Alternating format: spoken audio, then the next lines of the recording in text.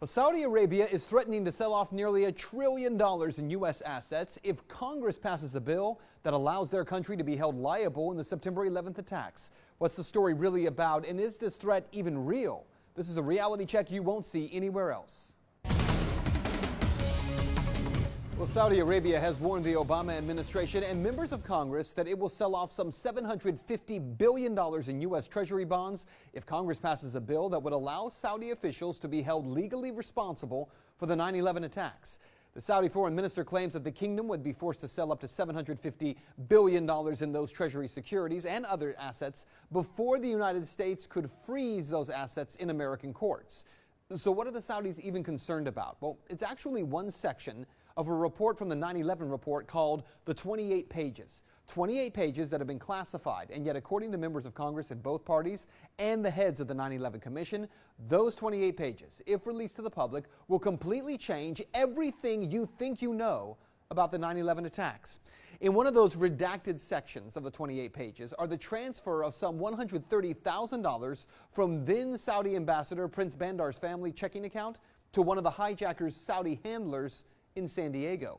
Also, members of the Saudi royal family living in Florida reportedly provided financial assistance to several of the 9/11 hijackers and then fled the country only days before the attacks. In fact, they left everything behind in their Florida home, including all of their clothing. In addition, the FBI evacuated dozens of Saudi officials from multiple cities, including at least one Osama bin Laden family member on the terror watch list. Instead of interrogating the Saudis, FBI agents acted as security escorts for them, even though it was known at the time that 15 of the 19 hijackers were Saudi citizens. So what would exactly this legislation do?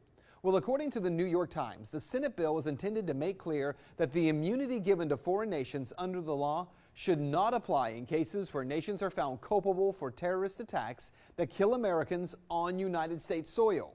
If the bill were to pass both houses of Congress and be signed by the president, it could clear a path for the role of the Saudi government to be examined in the September 11th lawsuits.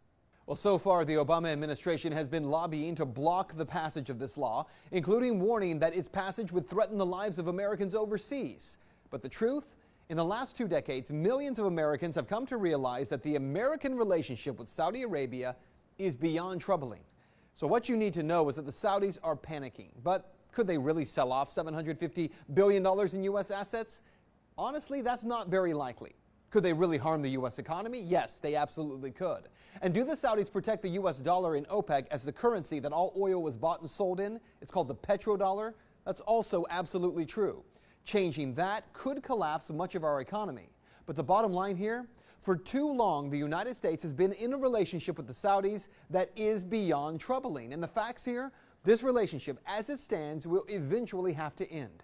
Because threatening to harm or trying to destroy our economy, if we pass a bill, well, wouldn't that be called terrorism if the group making that threat were any other Arab nation than Saudi Arabia?